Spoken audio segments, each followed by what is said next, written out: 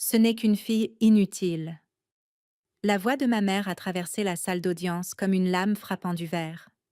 Pendant un instant, la salle entière est devenue silencieuse. Le genre de silence qui s'installe quand des inconnus se sentent soudain gênés pour une famille qu'ils ne connaissent même pas. Je n'ai pas dit un mot. Je suis restée plantée là, à la table de la défense, dans le vieux tribunal du comté de Mason, dans l'Ohio. Les mains croisées devant moi, le regard fixe. Le juge a lentement levé les yeux des papiers posés sur son bureau. Mon père a bougé sur son siège à côté de ma mère, les bras croisés, la mâchoire serrée comme s'il avait mâché du gravier. Derrière nous, les gens chuchotaient. J'ai pu entendre une femme murmurer « Seigneur, ayez pitié !» Mais je suis restée silencieuse. Puis, le juge s'est adossé à sa chaise et a regardé l'avocat de mes parents par-dessus ses lunettes. C'est à ce moment-là qu'il a posé la question qui allait tout changer. « Maître, dit-il lentement, ne savez-vous vraiment pas qui elle est ?» L'avocat s'est figé. Les visages de mes parents ont pâli. Mais ce moment n'est pas arrivé par hasard. Tout a commencé quelques mois plus tôt, lorsque je suis revenue dans cette ville où j'avais juré de ne jamais remettre les pieds. Je n'étais pas retournée dans le comté de Mason depuis près de 8 ans. Les petites villes ont le don de se souvenir de tout ce qui vous concerne, tout en faisant semblant que rien n'a changé. Le même tribunal en briques se dressait à l'angle de Main et Jefferson. Le même petit restaurant de l'autre côté de la rue arborait toujours une enseigne en néon qui bourdonnait faiblement à la fenêtre. Et les mêmes personnes s'asseyaient aux mêmes banquettes chaque matin, parlant de la météo, de politique et du petit-fils de je ne sais qui venait d'être embauché à la quincaillerie. La seule différence, c'était moi. J'ai garé mon vieux pick-up devant le restaurant ce lundi matin-là, et je suis restée assise un moment, le moteur éteint. C'était au début du mois d'octobre. L'air sentait les feuilles mortes et la fumée de bois. Quelques retraités étaient déjà à l'intérieur du restaurant, sirotant leur café. J'ai reconnu l'un d'eux immédiatement. Monsieur Donnelly. Il tenait le magasin d'alimentation pour animaux quand j'étais enfant. Il devait frôler les 80 ans maintenant. Il a regardé par la fenêtre, a plissé les yeux une seconde, puis a haussé les sourcils. Il m'a reconnu. Les petites villes n'oublient pas les visages. Je suis sortie de la camionnette et je suis entrée. La clochette au-dessus de la porte du restaurant a tinté doucement. Toutes les têtes se sont tournées. C'était comme faire un pas en arrière dans une photographie. La serveuse derrière le comptoir, Marlène, a cligné des yeux 2 fois avant de prononcer mon nom. Emily Carter. J'ai souri poliment. Bonjour Marlène. Ça alors, dit-elle doucement. Je ne pensais pas te revoir par ici un jour. Moi non plus. J'ai pris place au comptoir. Le café est arrivé sans que je le demande. Dans les petites villes, on se souvient de ce que vous aviez l'habitude de boire. Noir. Marlène l'a versé lentement et a étudié mon visage comme si elle le comparait aux souvenirs qu'elle avait rangés quelque part dans son esprit. Tu es là pour rendre visite à tes parents ? A-t-elle demandé prudemment. J'ai pris une gorgée de café. Il avait exactement le même goût qu'il y a 10 ans. Quelque chose comme ça, ai-je répondu. La vérité était plus compliquée. Je n'avais pas parlé à mes parents depuis près de 5 ans. La dernière conversation que nous avions eue s'était terminée avec mon père, me disant que je gâchais ma vie, et ma mère approuvant ses dires. À l'époque, j'avais fait un sac, j'étais montée dans ma camionnette, et j'étais partie avant le lever du soleil. Pas d'au revoir, pas d'adresse pour faire suivre le courrier, juste le silence. Pendant longtemps, ce silence m'a semblé paisible, jusqu'à ce que je reçoive cet appel. 3 semaines avant mon retour dans le comté de Mason, j'ai reçu un appel d'un numéro que je ne connaissais pas. J'étais alors assise dans mon appartement à Columbus, en train d'examiner des papiers du bureau des anciens combattants. Quand j'ai répondu, une voix douce a dit « Emily, c'est le pasteur Caldwell ». Je n'avais pas entendu ce nom depuis des années. Il avait été le pasteur de l'église que ma famille fréquentait pendant mon enfance. « Comment allez-vous, pasteur ?» ai-je demandé. Il y a eu une pause. Puis, il a soupiré doucement. « Je crains de vous appeler pour vous annoncer une triste nouvelle, Emily. Votre grand-mère est décédée la nuit dernière. » Les mots ont pesé lourd dans l'air. Grand-mère Ruth avait été la seule personne de ma famille à ne jamais me regarder comme si j'étais une déception. Elle disait souvent: Tu n'es pas obligée de rester là où l'on ne veut pas de toi, ma chérie. J'ai dégluti. Je suis désolée de l'apprendre, ai-je dit doucement. Il y a autre chose, a ajouté le pasteur. Il m'a expliqué que ma grand-mère avait laissé un testament et que, selon celui-ci, elle m'avait légué sa maison et un petit lopin de terre à la sortie de la ville. J'ai fixé le mur pendant un long moment après la fin de cet appel. La petite ferme de grand-mère, celle avec le pommier dans la cour, le seul endroit du comté de Mason où je m'étais un jour sentie en sécurité. Je ne voulais pas de la terre. Mais je savais une chose. Si mes parents découvraient l'existence de ce testament, il y aurait des problèmes. 2 jours après mon arrivée en ville, les problèmes ont commencé. J'étais assise sur le porche de la maison de ma grand-mère, regardant le vent balayer les champs, lorsqu'une voiture s'est engagée dans l'allée de gravier. La vieille Buick de mon père. Il est sorti le premier. Ma mère a suivi. Aucun d'eux n'a fait de signe de la main. Ils ont monté les marches du porche lentement, comme s'ils s'approchèrent d'une inconnue. Mon père a regardé la cour en fronçant les sourcils. Alors, a-t-il finalement lâché, tu es revenu pour l'argent. J'ai gardé une voix calme. Ce n'est pas une question d'argent. Ma mère a secoué la tête amèrement. Tu disparais pendant des années, et à la minute où il est question de biens immobiliers, tu réapparais. Je me suis levée de la chaise du porche. Je suis venue parce que grand-mère me l'a demandé. C'est drôle, a répliqué mon père, parce que c'est nous qui nous occupions d'elle. La dispute a duré moins de 5 minutes. Mon père y a mis fin avec une phrase que je n'oublierai jamais. S'il te restait un minimum de décence, tu nous céderais cette maison. Je n'ai pas répondu. Je les ai simplement regardés retourner à leur voiture. 3 jours plus tard, un adjoint du shérif a frappé à la porte de la ferme et m'a tendu une épaisse enveloppe. À l'intérieur, des documents judiciaires. Mes parents contestèrent le testament.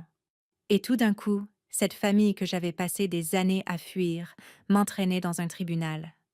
Mais ce qu'ils n'avaient pas compris, c'est que le silence peut porter bien plus de vérité que les cris ne le feront jamais. Et j'avais gardé le silence pendant très longtemps.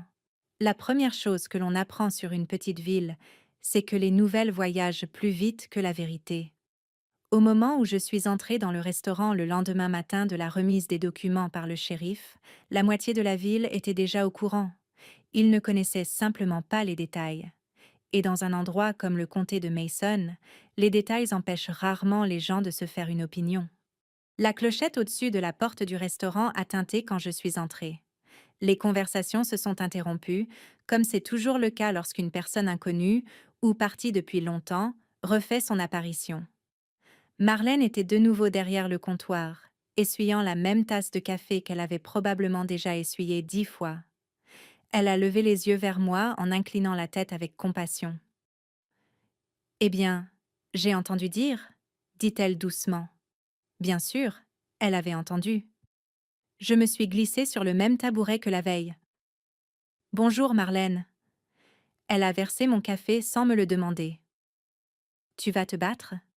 a-t-elle demandé gentiment. J'ai enroulé mes 2 mains autour de la tasse chaude. « Je vais me présenter, » ai-je dit. C'était la réponse la plus honnête que je pouvais donner. De l'autre côté du restaurant, M. Donnelly faisait semblant de lire son journal tout en tendant une oreille vers nous.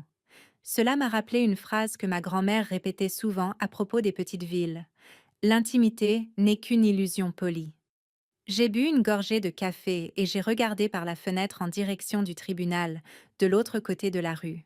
Ce même tribunal où mes parents avaient décidé de régler cette affaire. Non pas autour d'une table de cuisine, ni par un appel téléphonique, mais devant un juge et une salle pleine d'inconnus. Cela m'a dit tout ce que j'avais besoin de savoir sur la profondeur de leur colère. L'audience a été fixée 3 semaines plus tard. 3 semaines, cela peut sembler long quand on attend quelque chose de désagréable. J'ai passé la majeure partie de ces journées à réparer de petites choses autour de la maison de ma grand-mère. La moustiquaire de la porte avait besoin d'une nouvelle charnière. Les marches du porche étaient bancales. Le pommier dans la cour n'avait pas été taillé depuis des années. Travailler de mes mains me permettait de garder l'esprit tranquille. Cela maintenait également les commérages de la ville à un niveau gérable. Malgré tout, les gens s'arrêtaient, pas pour aider, mais surtout pour observer.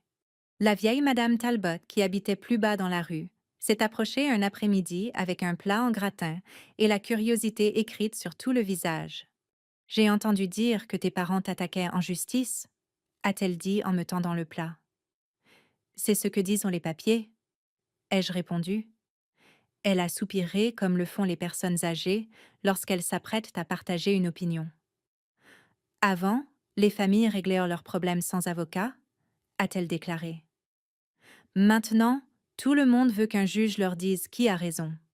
Elle n'avait pas tort, mais je n'ai pas cherché à débattre. Quelques jours avant l'audience, j'ai rencontré l'homme qui représentait mes parents. Il s'appelait Arlan Pierce. Il était exactement le genre d'avocat que l'on s'attend à trouver dans un tribunal de comté, chaussures cirées, cheveux gris soignés et le sourire confiant de quelqu'un qui a gagné plus d'affaires qu'il n'en a perdu. Il m'a arrêté à l'extérieur, sur les marches du tribunal, un après-midi. « Mademoiselle Carter », a-t-il dit en me tendant la main. Je l'ai serré. « Maître Pierce ». Il m'a examiné attentivement. Pas d'une manière impolie, plutôt comme un mécanicien qui inspecte un moteur qu'il ne connaît pas. « Je représente vos parents », dit-il, bien que je me doute que vous le sachiez déjà. En effet, il a hoché la tête. Je suis sûre que vous comprenez également leur inquiétude. L'héritage de votre grand-mère représente un atout important pour eux à ce stade de leur vie. L'argument était lancé. J'ai gardé mon calme. Ma grand-mère a laissé un testament. Oui, a-t-il répondu. Et les testaments peuvent être contestés lorsque les circonstances soulèvent des questions. Il a marqué une pause. Si vous souhaitez éviter des frais de justice inutiles, nous pourrions régler cela discrètement.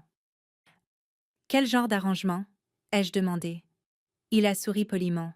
Céder la propriété à vos parents. J'ai failli rire. Au lieu de cela, j'ai répété la même chose qu'à Marlène. Je serai présente au tribunal. Son sourire s'est légèrement crispé. Eh bien, dit-il en ajustant sa cravate, je suppose que nous verrons ce que le juge en pense. Plus tard dans la soirée, je me suis assise à la table de la cuisine dans la maison de ma grand-mère, le testament étalé devant moi. Le document était simple. Grand-mère Ruth n'avait jamais été une femme compliquée. La ferme et les 2 acres de terre m'étaient relégués, mais il y avait une note jointe.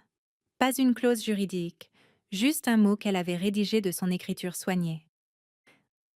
Émilie, si tu lis ceci, c'est que je suis partie. Je sais que tes parents ne te comprennent pas comme je le fais, mais j'ai toujours cru que tu étais plus forte qu'ils ne l'ont jamais pensé.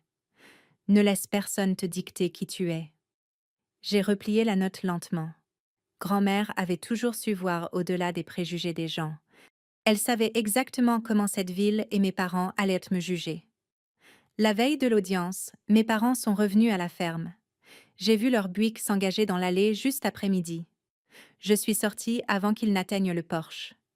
Mon père ne s'est pas encombré de salutations. « Dernière chance », a-t-il dit sans détour. Pourquoi faire ? Pour faire ce qu'il faut. Ma mère a croisé les bras. Tu as toujours été têtue, Émilie, même enfant. Je n'ai pas répondu. Mon père a désigné la maison de la main. Cet endroit appartient à cette famille. C'est vrai, ai-je dit doucement.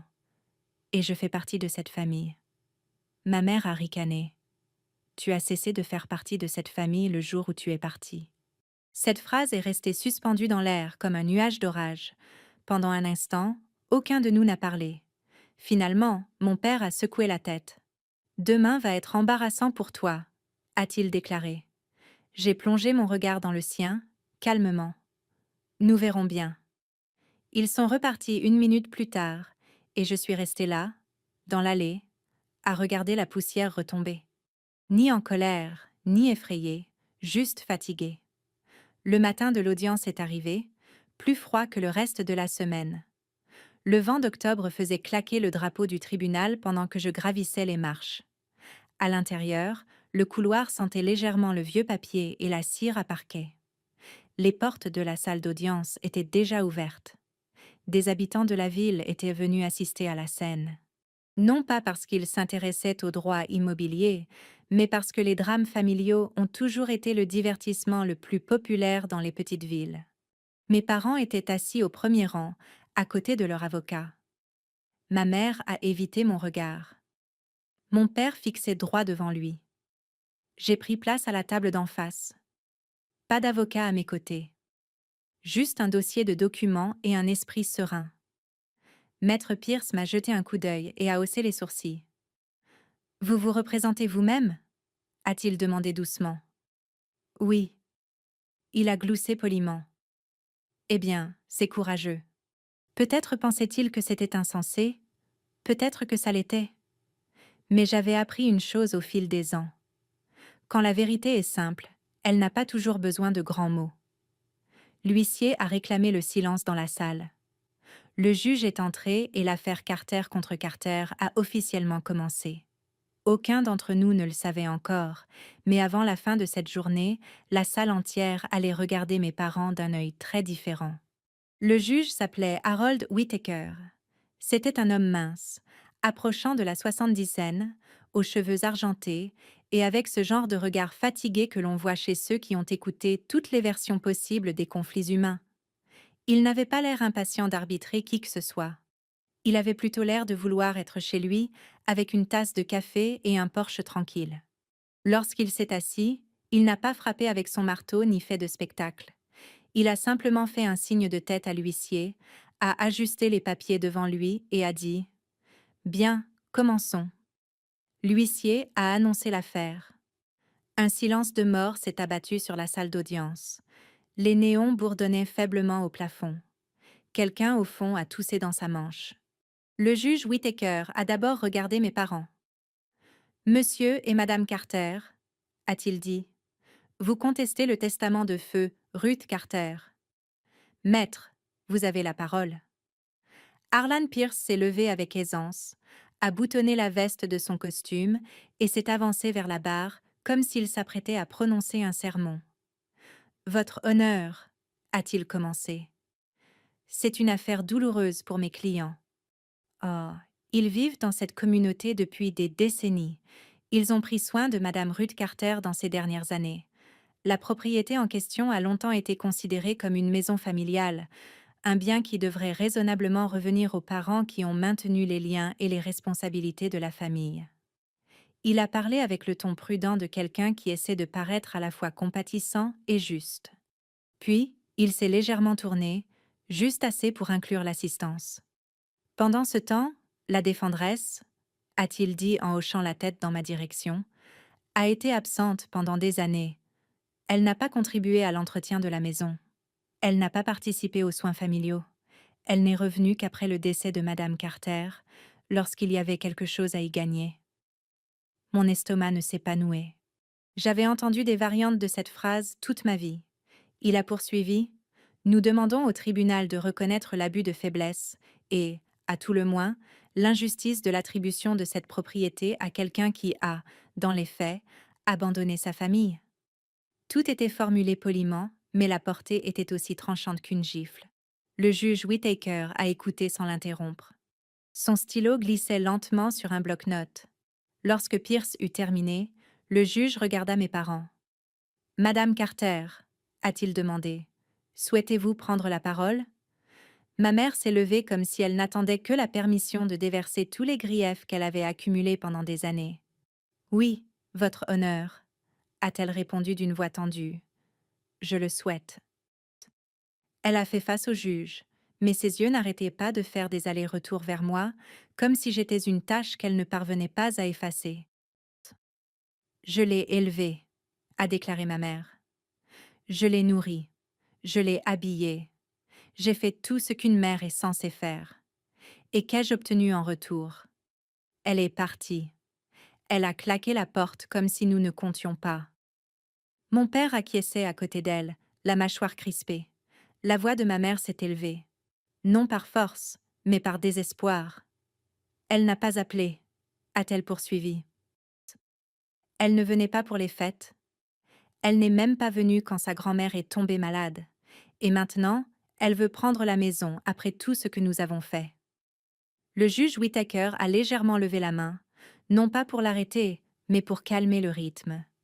Je comprends que vous soyez bouleversé, a-t-il dit. Mais ma mère avait dépassé le stade du calme. Elle a tourné la tête vers moi, et quelque chose s'est durci sur son visage, comme si la dernière once de tendresse avait été remplacée par de l'amertume. Et puis, elle l'a dit. Ce n'est qu'une fille inutile. Pas égarée, pas confuse. Inutile. Le mot a résonné dans la pièce et s'est figé, comme un objet lourd que l'on laisse tomber sur un parquet. Pendant une seconde, personne n'a parlé. J'ai entendu une chaise grincer, un léger halètement, le frottement de chaussures. Le regard du juge Whittaker est passé de ma mère à moi. Il a étudié mon visage comme on scrute une photographie que l'on ne comprend pas tout à fait. J'ai gardé les yeux fixés droit devant moi. Je n'ai pas tressailli. Je n'ai pas secoué la tête. Je ne me suis pas défendue. Je suis restée silencieuse car, si j'avais protesté, la salle se serait transformée en un champ de bataille émotionnelle. La sienne contre la mienne. Et ma mère s'entraînait pour cette bataille depuis des années. Le juge Whittaker s'est doucement raclé la gorge. « Monsieur Carter, » a-t-il dit à mon père, « souhaitez-vous ajouter quelque chose ?» Mon père s'est levé plus lentement, comme si le simple fait de se lever était une déclaration. « Elle a toujours été têtue, » a-t-il commencé. « Elle n'a jamais voulu faire les choses de la bonne manière. Nous avons essayé de la guider, mais elle pensait tout savoir mieux que tout le monde. Et puis, elle nous a laissés pour tout gérer seule. Nous ne sommes plus tout jeunes, votre honneur. » Cette partie-là était vraie. Ils n'étaient plus jeunes, mais leur âge ne rendait pas leur cruauté moins acérée. Pierce est intervenu de nouveau avec fluidité, sentant qu'il avait l'avantage. « Votre honneur, » dit-il, « mes clients ont un revenu fixe, l'augmentation des impôts, les frais médicaux, le coût de l'entretien de la propriété. Ces pressions sont importantes. Cette maison représente la stabilité pour eux. » Le juge Whittaker a hoché la tête lentement. « Je suis conscient de ces réalités, » a-t-il déclaré. Puis, il m'a regardé. « Mademoiselle Carter, » dit-il, « vous vous représentez vous-même. Vous pouvez répondre. » Toutes les têtes de la salle se sont à nouveau tournées vers moi. Je me suis levée. J'avais les paumes sèches. Mon cœur battait la chamade, mais d'un rythme régulier. Non pas parce que je ne ressentais rien, mais parce que j'avais appris à porter mes émotions sans les laisser se répandre partout. « Oui, votre honneur, » ai-je répondu. Je n'ai pas regardé mes parents. J'ai regardé le juge. Ma grand-mère a rédigé son testament très clairement, ai-je dit. J'en ai une copie ici. J'ai également des documents attestant de notre relation et des preuves montrant que j'étais en contact avec elle lorsque je le pouvais. Pierce a esquissé un petit sourire dubitatif. « En contact ?» a-t-il répété doucement, comme si c'était une plaisanterie. J'ai ouvert mon dossier et j'en ai sorti les documents que j'avais préparés. Des lettres, quelques emails imprimés et un simple relevé des mandats postaux que j'avais envoyés à ma grand-mère au fil des années. Le juge Whittaker s'est légèrement penché en avant. « Apportez-les au greffier, » a-t-il dit.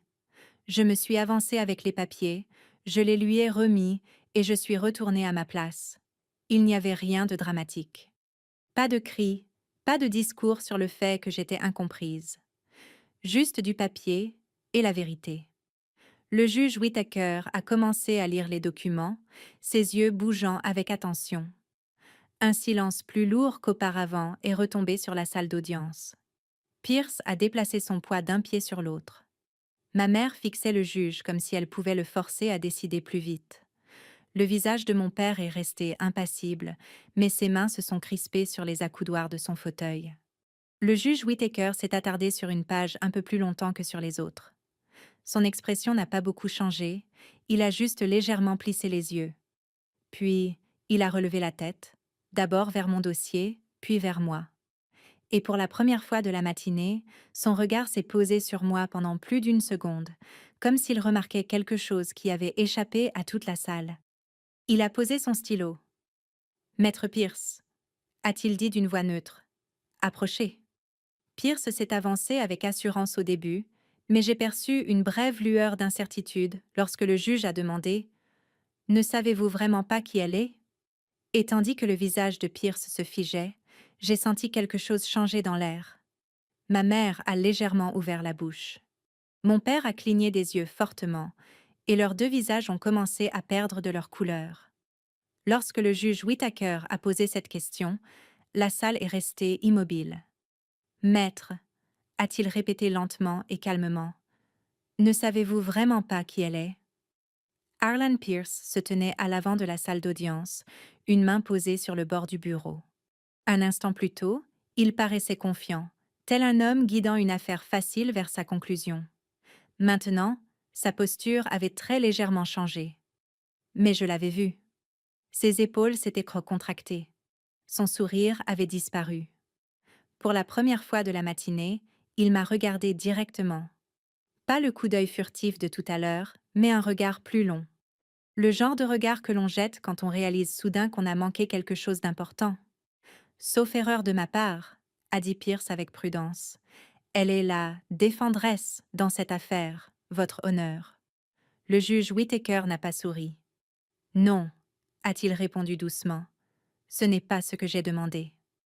La salle est restée silencieuse. Derrière moi, j'ai entendu quelqu'un chuchoter. Ma mère s'est penchée en avant sur son siège. Mon père a froncé les sourcils, visiblement irrité que l'audience ait pris une tournure étrange. Le juge Whittaker a pris l'un des documents de la pile que le greffier lui avait remise.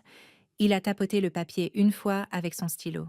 « Maître », a-t-il répété, avant de présenter des arguments sur la moralité d'une personne. « Ouais, il est généralement judicieux de comprendre qui est cette personne. » Pierce s'est raclé la gorge. « Eh bien, votre honneur, s'il y a un élément pertinent pour l'affaire… » « Il y en a un », a coupé le juge. Il a tourné le document pour que Pierce puisse le voir. De là où j'étais assise, je savais déjà de quelle page il s'agissait. La lettre de vérification du département des anciens combattants, celle confirmant mes états de service. Pierce s'est légèrement penché en avant pour la lire. Le silence s'est prolongé suffisamment longtemps pour que les gens au fond de la salle commencent à s'agiter sur leur siège. Puis, les yeux de Pierce se sont écarquillés. Juste un peu, mais assez. Il s'est redressé lentement. « Je n'étais pas au courant », a-t-il déclaré. Le juge Whittaker l'a regardé par-dessus ses lunettes. « C'est évident. » Ma mère avait l'air confuse. « Votre honneur », a-t-elle demandé sèchement. « Quel est le rapport ?» Le juge ne lui a pas répondu immédiatement. Au lieu de cela, il a reporté son attention sur l'Assemblée. Puis, il a prononcé une phrase simple. Mademoiselle Carter a servi 8 ans dans le corps des Marines des États-Unis. Les mots sont restés suspendus dans l'air comme l'écho d'une cloche.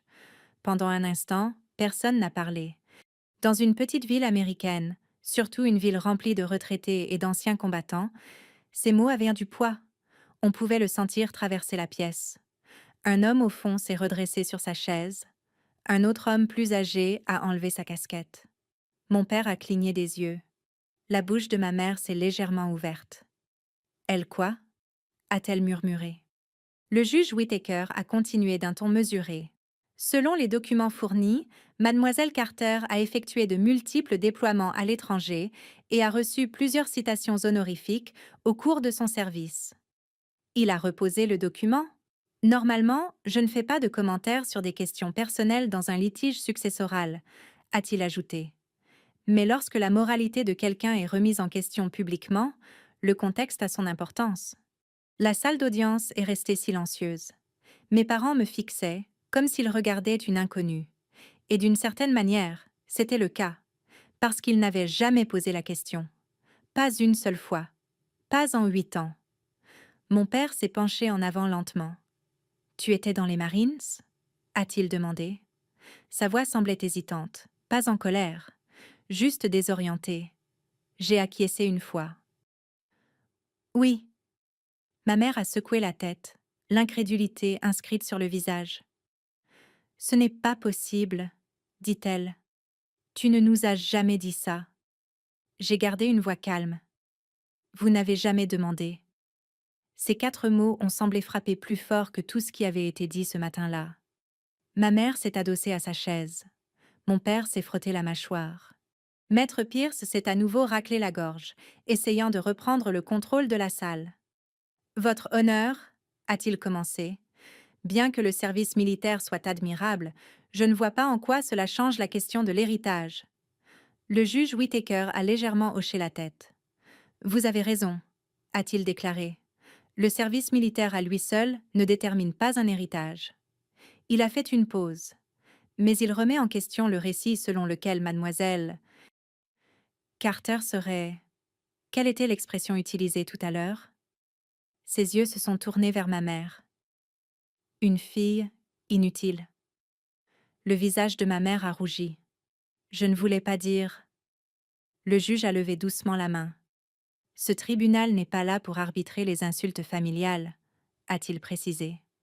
Il a de nouveau baissé les yeux sur les documents. Cependant, a-t-il continué, il est clair que le portrait présenté précédemment était incomplet. Pierce s'est réajusté sur ses appuis. Mes clients n'étaient pas au courant de cette information, a-t-il dit rapidement. C'est précisément le problème, a rétorqué le juge. Il m'a de nouveau regardé. Mademoiselle Carter, a-t-il demandé. Pourquoi cela n'a-t-il pas été mentionné plus tôt? J'ai réfléchi à la question un instant. La réponse était simple. Parce que je pensais que cela n'avait pas d'importance, ai-je répondu. Et c'était le cas. Je n'étais pas revenue dans le comté de Mason pour impressionner qui que ce soit. J'étais venue parce que ma grand-mère m'avait réclamé de la seule façon dont elle le pouvait, par le biais d'un testament. Le juge m'a étudié en silence. Puis, il a hoché la tête. C'est juste. Derrière moi, quelqu'un a chuchoté « Semper Fi ». Je ne me suis pas retournée, mais je l'ai entendu, et cela a réveillé une chaleur familière dans ma poitrine. Le juge Whittaker a redressé la pile de documents et a regardé les 2 tables. « Très bien », a-t-il déclaré. « Revenons-en à l'affaire en cours. » Mais l'atmosphère de la pièce avait changé. Les gens ne me regardaient plus comme une inconnue revenue pour l'argent. Ils regardaient mes parents, et quelque chose dans leur expression indiquait que la même question prenait forme dans tous les esprits. Comment pouvait-il ne pas savoir? Mon père s'est penché vers ma mère et a chuchoté quelque chose que je n'ai pas pu entendre. Elle a secoué la tête lentement, toujours sous le choc. La vérité était que mon service militaire ne changeait rien au testament. Il n'allait pas résoudre l'affaire par magie, mais il avait changé autre chose. Il avait mis en lumière un problème plus profond. Car lorsqu'un parent ignore jusqu'aux faits les plus basiques de la vie de son enfant, le tribunal commence à se poser des questions auxquelles aucun document juridique ne peut répondre. Le juge Whittaker a regardé l'horloge au mur. « Nous allons faire une courte suspension de séance », a-t-il annoncé. 10 minutes. Le marteau a frappé une fois. Les gens ont immédiatement commencé à murmurer. Les chaises ont raclé le sol. Des anciens combattants présents dans la salle ont hoché la tête respectueusement dans ma direction en se levant. Je suis restée assise. De l'autre côté de l'allée, mes parents étaient pétrifiés, comme si le sol sous leur certitude venait de se dérober, alors que la véritable conversation n'avait même pas encore commencé. Lorsque le juge a prononcé la suspension de séance, la salle d'audience s'est décrispée, comme le couvercle d'un bocal que l'on parvient enfin à dévisser. Les gens se sont levés, se sont dégourdis les jambes et ont chuchoté entre eux. Dans une petite ville, 10 minutes suffisent amplement pour qu'une rumeur fasse le tour complet de la pièce. Je suis restée à ma place. Mes mains reposaient sur la table, les doigts croisés, exactement comme on m'avait appris à les placer pendant les briefings, des années auparavant. Les vieilles habitudes vous collent à la peau longtemps après que vous ayez quitté l'uniforme. Un homme dans les 70 ans est passé lentement devant ma table. Il portait une casquette délavée sur laquelle était brodé « Vétéran de Corée ». Il s'est arrêté à côté de moi. « Marine ?» a-t-il demandé doucement. « Oui, monsieur. » Il a hoché la tête une fois. « Semper Fi ?»« Semper Fi ?» ai-je répondu. Puis, il a continué vers le couloir. Ce n'était pas spectaculaire, juste un simple échange entre 2 personnes qui comprenaient quelque chose qui échappait au reste de la salle. De l'autre côté de l'allée, mes parents étaient toujours assis à leur place. Ils n'avaient pas bougé. Mon père s'est penché vers ma mère, parlant à voix basse. Elle continuait de secouer la tête, son expression étant un mélange de confusion et d'autres choses que je n'arrivais pas encore à identifier. Peut-être du regret, peut-être de l'incrédulité, peut-être la lente prise de conscience qu'ils avaient passé des années à raconter sur moi une histoire qui n'avait plus de sens. Maître Pierce se tenait à côté d'eux, chuchotant rapidement. Son assurance polie s'était évanouie. Il m'a jeté un regard furtif, puis a détourné les yeux. Je pouvais presque entendre ses pensées. Il avait construit son argumentation sur l'image de ce que j'étais censé être. Désormais, cette image s'était fissurée. 10 minutes plus tard, l'huissier a rappelé tout le monde à sa place. Le juge Whittaker est retourné à son siège et a de nouveau ajusté les papiers devant lui. « Très bien, » a-t-il dit. « Continuons. » Sa voix était posée, mais quelque chose dans la pièce avait changé. Avant la suspension, les gens étaient curieux. Maintenant, ils écoutaient. « Maître Pierce, » a invité le juge, « vous pouvez poursuivre avec vos autres arguments. » Pierce s'est de nouveau levé, mais cette fois, son ton était plus prudent. « Votre honneur, » a-t-il commencé, « bien que le tribunal ait appris de nouvelles informations sur le passé de mademoiselle Carter, la question juridique reste inchangée. » Il a fait un geste vers le testament. La question posée au tribunal est de savoir si le transfert de propriété a été influencé de manière injuste. Le juge Whittaker a hoché la tête. « Et quelles sont vos preuves pour étayer cette affirmation ?» Pierce a hésité.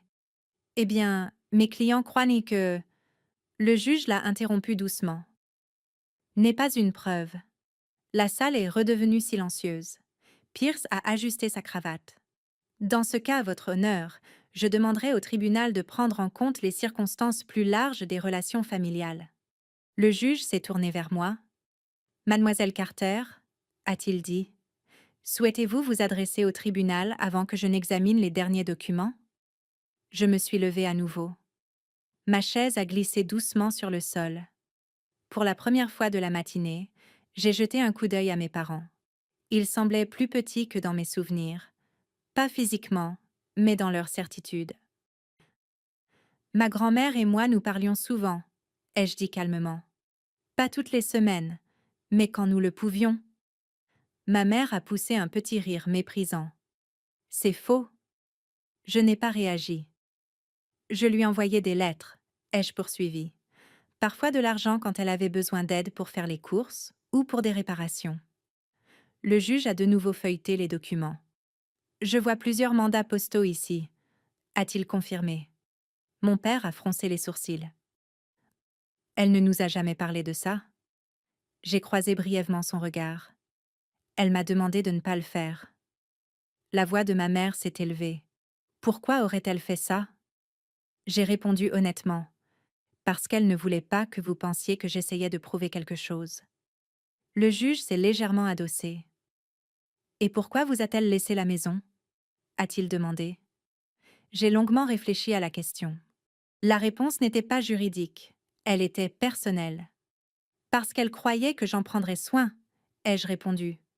Pierce a croisé les bras. Votre honneur, avec tout le respect que je vous dois, les déclarations émotionnelles ne déterminent pas le droit des successions. C'est exact, a approuvé le juge Whittaker. Il a de nouveau baissé les yeux sur le testament. C'est pourquoi nous examinons l'intention écrite. Il a tapoté doucement une page. Le testament est clair. Il a marqué une pause assez longue pour que tout le monde dans la salle se penche légèrement en avant. Ruth Carter a légué la propriété à sa petite-fille, Emily Carter. Ma mère s'est levée brusquement. « Ce n'est pas juste !» s'est-elle exclamée. L'huissier s'est avancé. « Madame !» Le juge Whittaker a levé la main. « Madame Carter !» a-t-il dit calmement. « Je comprends que ce soit difficile. »« Mais c'est faux !» a-t-elle insisté. « C'est nous qui étions là tous les jours. » Le juge a acquiescé. « C'est peut-être vrai, » a-t-il dit. « Mais la présence seule ne prévaut pas sur un testament écrit. » Mon père s'est levé à côté d'elle. « Alors c'est ça !» a-t-il lâché. « Elle le prend, un point c'est tout. » Le juge les a regardés tous les deux pendant un long moment. Puis, il a dit quelque chose d'inattendu. Cette affaire ne concerne pas vraiment la maison, n'est-ce pas? Personne n'a répondu. Il a continué. Il s'agit d'années de ressentiments qui ont finalement atterri dans une salle d'audience. La salle est restée silencieuse. Le juge Whittaker m'a regardé, puis a reporté son attention sur mes parents. Votre fille a servi ce pays pendant 8 ans, a-t-il déclaré. Elle est revenue en ville discrètement et ne vous a pas insulté dans cette salle d'audience. Il a croisé les mains. Cela en dit long sur sa moralité. Mes parents n'ont pas répondu. Ils se sont contentés de fixer le sol. Le juge a repris. Le tribunal confirmera le testament tel qu'il a été rédigé. Le marteau a frappé une fois. La propriété appartient à mademoiselle Carter. Cela aurait dû ressembler à une victoire. Mais ce n'était pas le cas. Pas vraiment, car la vengeance n'est pas toujours bruyante. Parfois, elle est silencieuse. Parfois, il suffit de rester immobile pendant que la vérité rattrape les gens. Alors que la salle d'audience commençait à se vider, j'ai lentement rassemblé mes papiers. De l'autre côté de l'allée, mes parents sont restés assis. Pour la première fois depuis des années, ils semblaient ne pas savoir quoi me dire, et cette incertitude était plus lourde que toutes les disputes que nous avions jamais eues. Lorsque la salle d'audience s'est vidée, le bruit n'a pas disparu d'un seul coup. Il s'est estompé lentement. Les gens se dirigeaient vers le couloir en traînant les pieds. Les chaises raclèrent le plancher en bois. Quelques voix murmuraient des au revoir polis au juge. Je suis restée à ma place un moment, laissant la salle s'apaiser. De l'autre côté de l'allée, mes parents étaient toujours assis à leur table. Ma mère fixait le sol. Les mains de mon père étaient là fermement croisées, comme s'il essayait de les empêcher de trembler. Leur avocat, Arlan Pierce, s'est penché et leur a dit quelque chose doucement. Je n'ai pas pu entendre les mots, mais à son expression, j'ai deviné que l'assurance dont il avait fait preuve plus tôt dans la matinée s'était envolée. Il a tapoté maladroitement l'épaule de mon père et a quitté la pièce. Et tout d'un coup, nous nous sommes retrouvés tous les trois. Plus d'avocats, plus de juges, juste une famille qui ne savait plus se parler depuis des années. J'ai rassemblé mon dossier et je me suis levée. L'instinct de fuir était puissant. C'est ce que j'avais fait la dernière fois que les choses avaient dégénéré entre nous. J'étais partie avant que quelqu'un ne puisse prononcer des mots irréversibles. Mais quelque chose dans le calme de cette pièce m'a retenue. Mon père a levé les yeux le premier. Sa voix était rauque lorsqu'il a pris la parole. « Tu étais vraiment dans les Marines ?» J'ai acquiescé.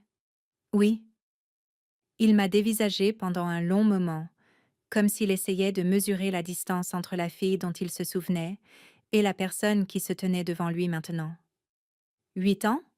a-t-il demandé. « Oui. » Ma mère a fini par relever la tête. « Tu ne nous l'as jamais dit » a-t-elle répété. Mais cette fois, sa voix ne portait pas la même accusation. Elle semblait plus petite, fatiguée. « Vous n'avez jamais demandé » ai-je répondu gentiment. Ces mots n'avaient pas pour but de blesser. C'était simplement la vérité. Mon père s'est frotté la nuque, une habitude qu'il avait depuis mon enfance dès qu'il ne savait pas quoi dire. « Eh bien, » a-t-il marmonné. « Je suppose que non. » Personne n'a parlé pendant quelques secondes. Puis, ma mère a dit quelque chose à laquelle je ne m'attendais pas. « Tu as été à l'étranger ?» J'ai hoché la tête à nouveau. Quelquefois. Ses yeux se sont légèrement écarquillés. Et nous ne le savions même pas. Cette prise de conscience a semblé les frapper tous les deux en même temps. Des années avaient passé. Des événements s'étaient reproduits. Le danger, la distance, les déploiements, et ils n'en avaient rien su. Non pas parce que je l'avais caché, mais parce que nous avions cessé de nous parler bien avant le début de ces années-là. Mon père s'est levé lentement. Pendant un instant, j'ai cru qu'il allait dire quelque chose sur la défensive. Au lieu de cela, il a regardé autour de la salle d'audience vide en soupirant. « Toute cette histoire était une erreur », a-t-il dit doucement. Ma mère s'est tournée vers lui. « Qu'est-ce que tu veux dire ?» Il a désigné la porte par laquelle le juge était sorti. « Traîner notre fille au tribunal pour une maison, a-t-il répondu. Le mot fille semblait inhabituel dans sa bouche, comme s'il ne l'avait pas utilisé depuis longtemps. Les épaules de ma mère se sont légèrement affaissées. Je pensais juste qu'elle ne se souciait plus de nous, a-t-elle avoué. Je me suis approchée de leur table. Je m'en souciais, ai-je dit. Mais avant que je ne parte, à chaque fois que nous parlions, ça se terminait en dispute. Mon père a hoché la tête lentement. C'est vrai. Il m'a jeté un nouveau coup d'œil. Tu as toujours voulu faire les choses à ta manière? Oui, ai-je répondu. Et ça vous effrayait? Il ne l'a pas nié. Pendant un long moment, nous sommes restés tous les trois debout dans la salle d'audience silencieuse. La colère qui avait alimenté toute cette affaire semblait soudainement bien dérisoire comparée aux années que nous avions perdues. Finalement, ma mère a demandé « Qu'est-ce que tu vas faire de la maison ?» J'ai repensé à la petite ferme à la sortie de la ville, aux marches grinçantes du porche, au pommier sous lequel ma grand-mère avait l'habitude de s'asseoir l'après-midi. « Je vais la retaper, » ai-je répondu. Mon père a hoché la tête une fois. « Elle en a besoin. » Nous savions tous que c'était vrai. Le toit avait probablement besoin d'être remplacé. La rambarde du porche commençait à pencher. Ma grand-mère s'était débrouillée du mieux qu'elle avait pu, mais la maison avait vieilli avec elle. Mon père a changé de position et s'est raclé la gorge. « Si tu as besoin d'aide pour le toit, dit-il, je connais encore 2 ou 3 choses sur les bardeaux. » J'ai scruté son visage. Il ne proposait pas son aide pour essayer de contrôler quoi que ce soit. Il le proposait parce qu'il ne savait pas comment faire autrement pour combler le fossé qui nous séparait. « Ce serait gentil, » ai-je dit. Ma mère a eu l'air soulagée rien qu'en entendant cela. Elle s'est levée lentement et a pris son sac à main. « Je suppose, » a-t-elle dit avec hésitation, « que nous devrions passer te voir un de ces jours. »« Vous êtes les bienvenus, » ai-je répondu. Pas une grande invitation, juste une invitation simple, le genre qui laisse de la place pour que la confiance renaisse. Nous sommes sortis du tribunal ensemble. Le soleil de l'après-midi avait réchauffé les marches de briques, et quelques habitants s'attardaient de l'autre côté de la rue, faisant semblant de ne pas nous regarder. Les petites villes ne changent pas du jour au lendemain, mais parfois, la façon dont les gens vous regardent, si. Mon père s'est arrêté près de sa voiture. « Eh bien, » a-t-il dit, « on se reverra dans les parages. » J'ai acquiescé. « Ouais, » ai-je répondu. « Certainement. » Alors qu'il s'éloignait, je suis restée là encore 1 minute. Le tribunal derrière moi, la rue calme devant moi, et quelque part au-delà des limites de la ville, la ferme de ma grand-mère, dans l'attente d'un nouveau chapitre. L'affaire était close, mais autre chose venait de commencer. Quelque chose de plus lent, de plus difficile. Apprendre à être une famille à nouveau. Le premier dimanche après l'audience a été plus froid que la semaine précédente. Le mois d'octobre dans l'Ohio a le don de vous prendre par surprise. Un jour, les arbres paraissent dorés et chaleureux. Et le lendemain matin, l'air porte cette morsure glaciale qui vous rappelle que l'hiver n'est pas loin. J'étais debout sur une échelle devant la ferme de ma grand-mère quand j'ai entendu le bruit de pneus sur le gravier. Je n'ai pas eu besoin de me retourner pour savoir à qui appartenait la voiture. La vieille Buick de mon père avait un cliquetis dans le pot d'échappement que l'on pouvait entendre à près d'1 kilomètre à la ronde. Je suis descendue lentement de l'échelle et je me suis essuyé les mains avec un chiffon. Ils se sont garés près de la grange. Pendant un instant, aucun d'eux n'est sorti de la voiture. Puis, la portière du passager s'est ouverte. Ma mère est sortie la première, tenant un plat à gratin couvert. Certaines choses ne changent jamais. Le repas du dimanche, dans notre famille, avait toujours signifié que quelqu'un apportait de la nourriture. Mon père l'a suivi, marchant vers la maison avec la même démarche assurée qu'il avait toujours eue. Il a levé les yeux vers le toit et a hoché la tête. « Oh, tu avais raison, » a-t-il dit. Ces bardeaux ont dépassé leur date de péremption d'une bonne dizaine d'années. J'ai souri légèrement.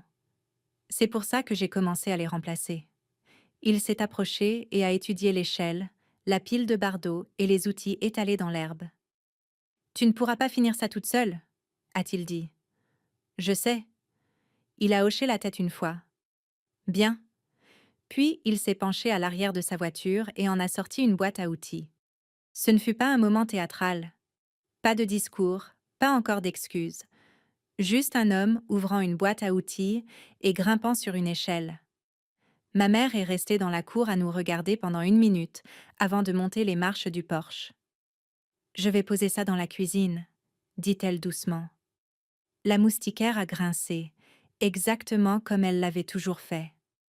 À l'intérieur de cette maison, les planchers portaient encore le doux grincement des pas de ma grand-mère. L'odeur du café et de la cannelle s'est échappée quelques minutes plus tard. Mon père et moi avons travaillé côte à côte pendant la majeure partie de la matinée, remplaçant les bardeaux, vérifiant les planches en dessous, martelant des clous dans du vieux bois qui avait vu passer plus de saisons que n'importe lequel d'entre nous. Au début, nous n'avons pas beaucoup parlé, mais travailler ensemble a le don de délier les langues. 8 ans, a fini par dire mon père en me tendant un autre bardeau. C'est long. Oui, c'est vrai. Il a hoché la tête lentement. Tu as dû en voir. Des choses. J'ai pensé aux endroits où j'avais été. La chaleur du désert, l'air de l'océan, les longues nuits sur la base quand le monde semblait si loin de la petite ville de l'Ohio. Quelques-unes, en effet, ai-je répondu. Il n'a pas insisté pour avoir des détails. Peut-être comprenait-il que certaines histoires prennent du temps à être racontées. Vers midi, ma mère nous a appelés depuis le porche. Le déjeuner est prêt. Nous sommes descendus de l'échelle et nous sommes lavés au robinet extérieur, comme nous le faisions après avoir travaillé dans le jardin quand j'étais enfant. Nous nous sommes assis tous les trois autour de la table de la cuisine de ma grand-mère, la même table où elle buvait son thé et racontait des histoires sur la ville d'il y a 50 ans. Pendant un moment, nous avons simplement mangé. Puis, ma mère a posé sa fourchette. « Émilie, » dit-elle prudemment. J'ai levé les yeux. Ses yeux étaient rouges, comme si elle ressassait quelque chose depuis un long moment. « Je n'aurais pas dû te traiter de fille inutile, » a-t-elle avoué. Les mots sont sortis lentement, comme si chacun d'eux devait surmonter sa fierté pour s'échapper. Mon père a acquiescé à côté d'elle. « Ce n'était pas bien, » a-t-il ajouté. Je suis restée assise un moment, laissant le silence s'installer autour de la table. « Vous étiez en colère, » ai-je dit. « Oui, » a admis ma mère. « Mais ça n'excuse rien. » Mon père s'est raclé la gorge. « Nous ne te comprenions pas, » a-t-il expliqué. Et au lieu de poser des questions, nous avons fait des suppositions. J'ai hoché la tête. C'est ce qui arrive dans beaucoup de familles. Ma mère a baissé les yeux sur la table. J'avais peur, a-t-elle dit doucement. Peur de quoi? Que tu sois partie parce que j'avais échoué avec toi. La pièce est devenue silencieuse. Parfois, la vérité qui se cache sous la colère est bien plus simple que la colère elle-même. Je ne suis pas partie parce que tu as échoué, ai-je répondu. Je suis partie parce que j'avais besoin de découvrir qui j'étais. Mon père s'est adossé à sa chaise. Il en faut du courage pour faire ça, a-t-il dit. Venant de lui, cela signifiait plus que je ne l'aurais cru. Après le déjeuner, nous nous sommes assis sur le porche. Le pommier dans la cour perdait ses dernières feuilles. Un vent frais traversait les branches. Mon père a regardé les champs pendant un long moment avant de reprendre la parole. « Tu sais, » a-t-il commencé, « avant, les familles réglaient leurs problèmes sur des porches comme celui-ci. »« Avant l'apparition des avocats, » a ajouté ma mère. J'ai souri faiblement. Peut-être que nous sommes juste en retard.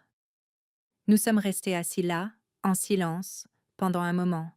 Nous n'avions pas tout réparé. Nous ne faisions que commencer. Avant qu'il ne parte cet après-midi-là, mon père s'est retourné vers la maison. « Nous passerons dimanche prochain, » a-t-il annoncé. « Si tu es d'accord. »« Je le suis, » ai-je répondu. Et je le pensais vraiment.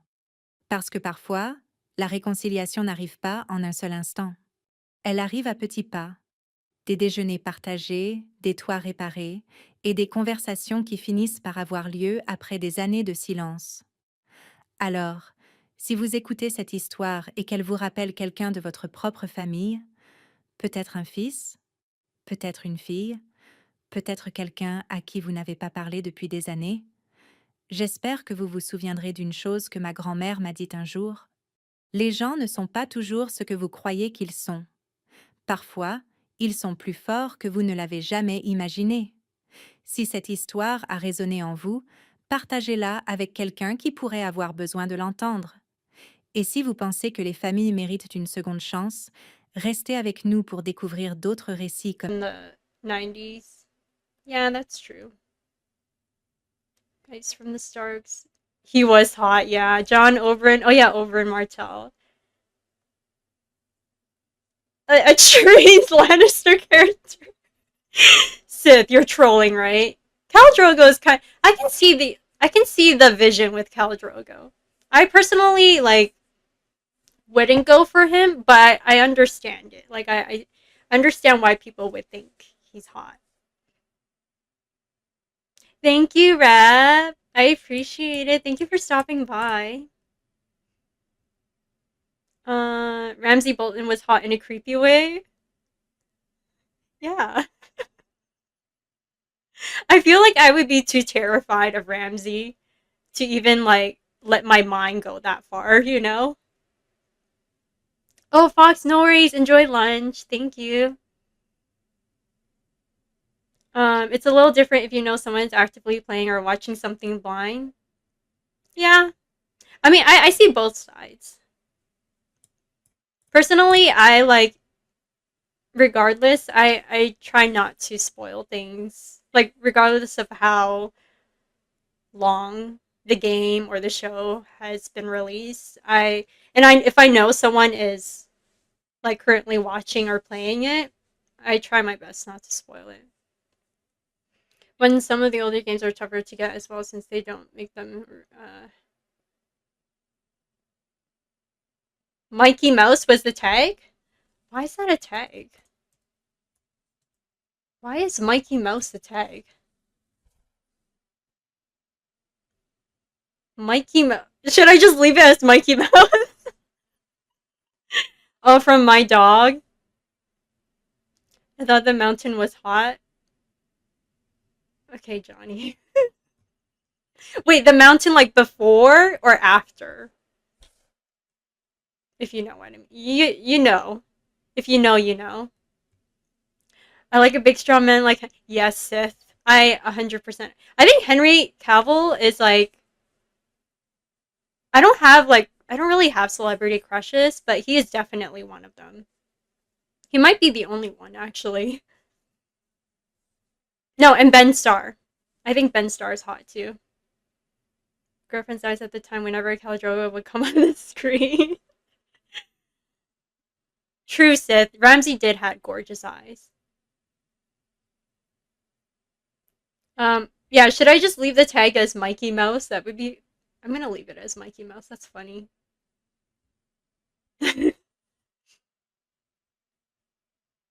Actor from the UK show Misfits? He's. Wait, Henry. He's only 39? There's no way. He looks good.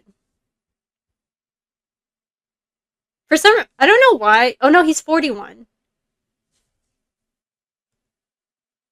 Oh, Ramsey. Oh, okay, Ramsey, the actor. Okay. I thought you meant Henry. Henry's 41. Dude, Henry looks so good for his age.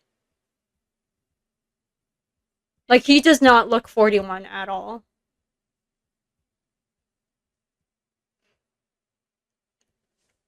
Um, they recasted the mountain. Yeah, they did.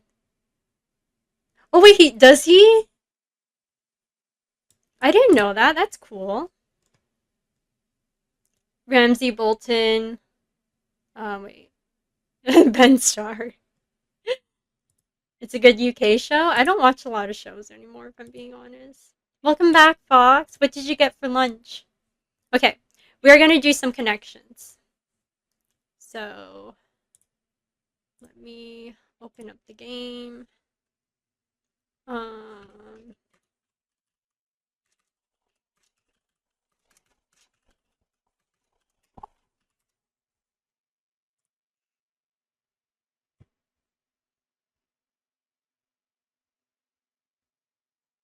oh wait.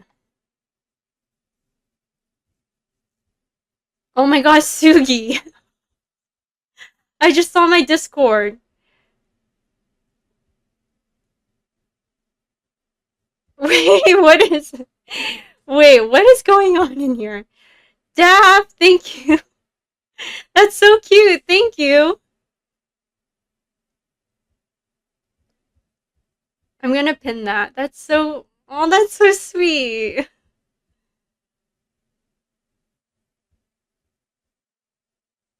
Wait, that's Daff, right? I can't tell because my thing is on streamer mode. Is that Daff or Dude? No, wait, I can't. I don't know who posted that gif. Yeah, it's Daff. Oh, Daff, thank you so much. That was so nice.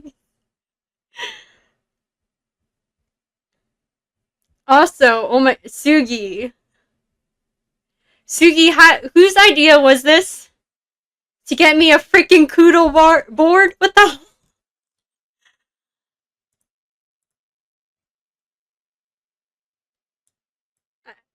Honestly, I was not expecting a Kudo board at all.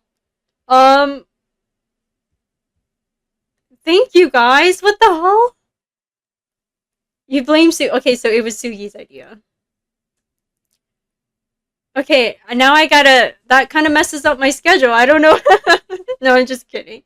I don't know when should I open the Kudo board, you guys. Thank you guys. That's so sweet. Thank you. Just got back from shower and getting dressed in time. It was. Oh, okay. Welcome back from shower. I hope it was well. I missed the Kudo board from being sick, but I got the. Oh, no worries. Now? Should I do it now or should I do it later? Wait, let's do connections first. This is important to me. Okay, hold on. Let me switch scenes. Oh, no, not that. We'll play Dragon Age in a bit.